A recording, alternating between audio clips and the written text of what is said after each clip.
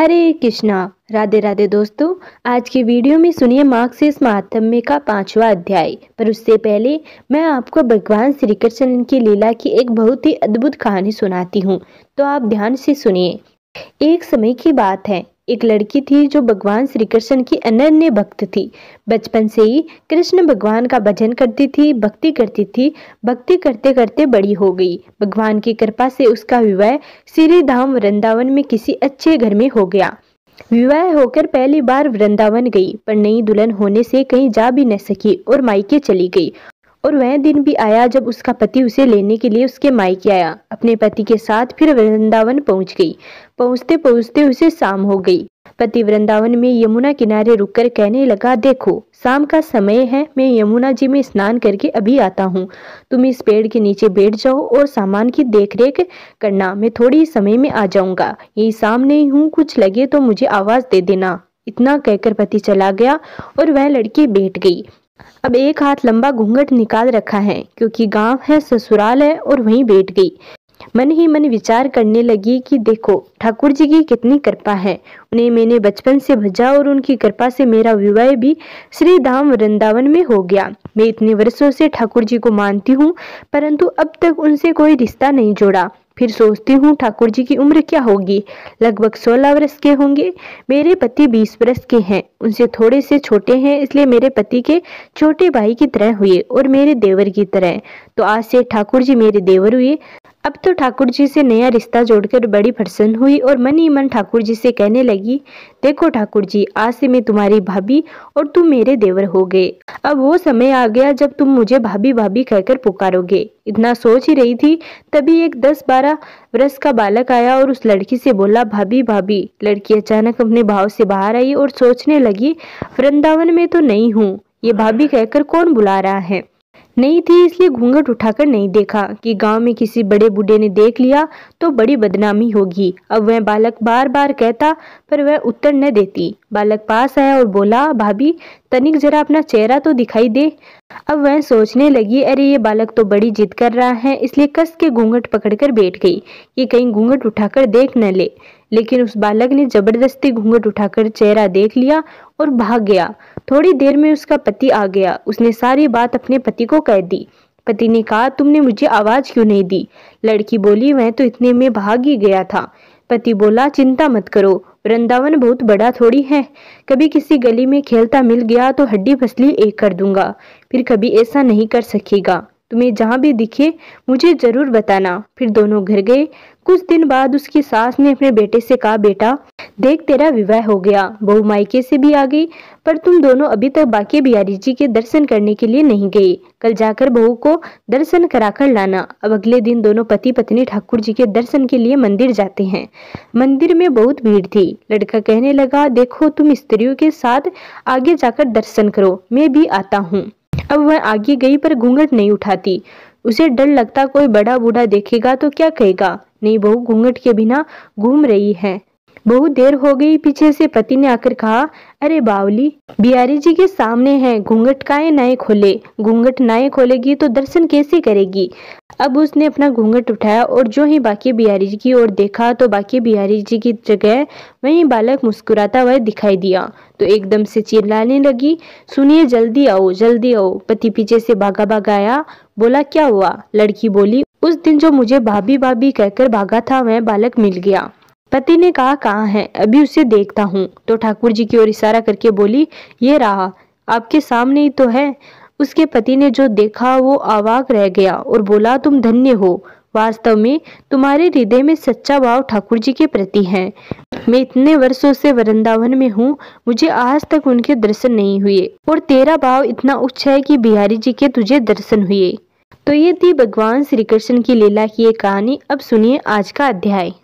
ब्रह्मा जी कहने लगे, हे बजित, श्री विष्णु को पंचामृत से तथा शंख में जल डालकर स्नान कराने से जो फल मिलता है सो कृपा करके मुझसे कहिए। भगवान कहने लगे, जो मनुष्य मुझको दुग्ध से स्नान कराते हैं उनको प्रत्येक बिंदु में 100 अश्वमेघ यज्ञों का फल मिलता है। दही से स्नान कराने से दूध से 10 गुना, घृत से दही से 10 गुना, मधु से स्नान कराने से घृत से 10 गुना और मधु से 10 गुना फल चीनी से स्नान कराने से मिलता है।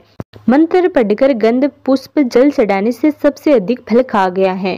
हे देवताओं में सिंह जो मनुष्य द्वादशी तथा पूर्वानासी के दिन गौ के दूध से मुझको स्नान कराता है वह महापापों का नाश करने वाला है।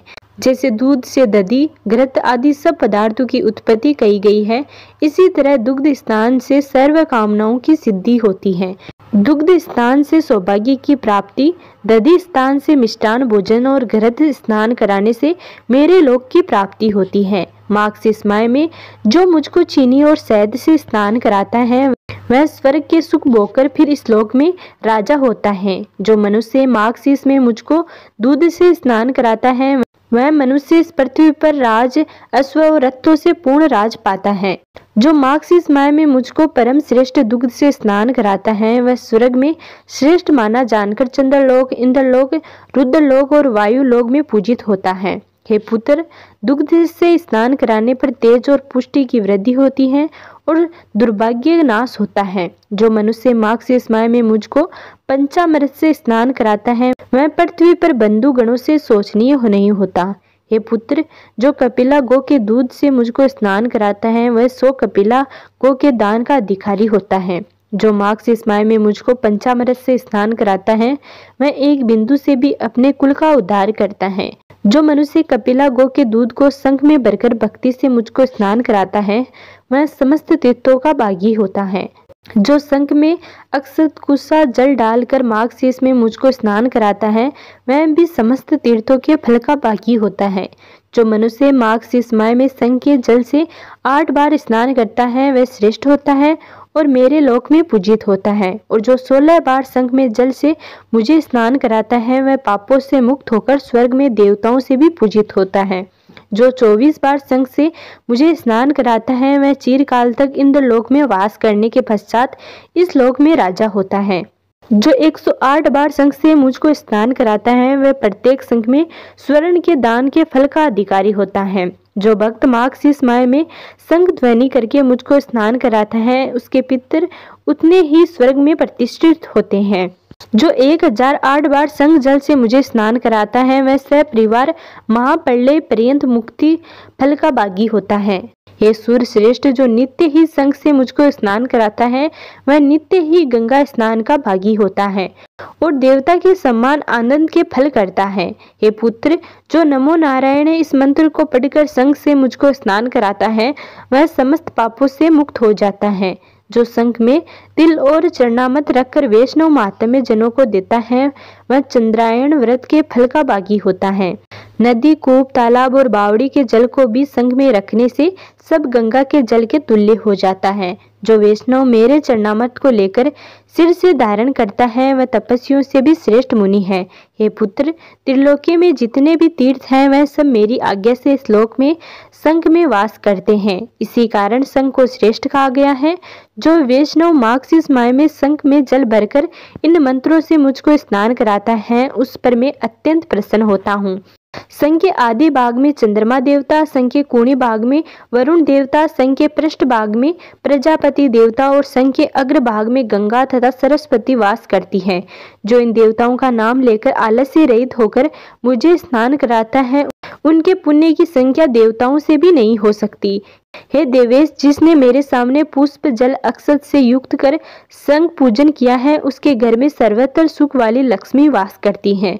जो संघ को चंदन से पूर्ण करके मेरा भजन करता है तो मुझे 100 वर्ष के लिए सुख प्राप्त होता है। जो संघ में जल, पुष्प और अक्षत रखकर मुझे अर्घ्य देता है उसको अनंत पुण्य प्राप्त होता है। जो संघ में अर्घ्य लेकर मेरी प्रदक्षिणा करता है उस प्रदक्षिणा से सप्तदीप्त सहित सब पृथ्वी की हो जाती है। जो वैष्णव मेरे सिर पर घुमाकर शंख से मंदिर का छिड़काव करता है उसके घर में कभी अशुभ नहीं होता।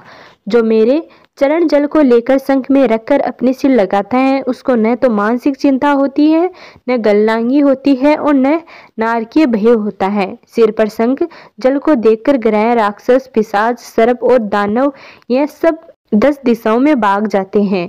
जो उस स्वर से वाद बजाकर और मांगलिक गीत स्वर से भक्ति पूर्वक मुझे स्नान कराता है वह अवश्य जीवन मुक्त हो जाता है। तो ये था मार्क्सिस्ट महात्म्य का 5वां अध्याय। अगले वीडियो में जानेंगे मार्क्सिस्ट महात्म्य के अगले अध्यायों के बारे में।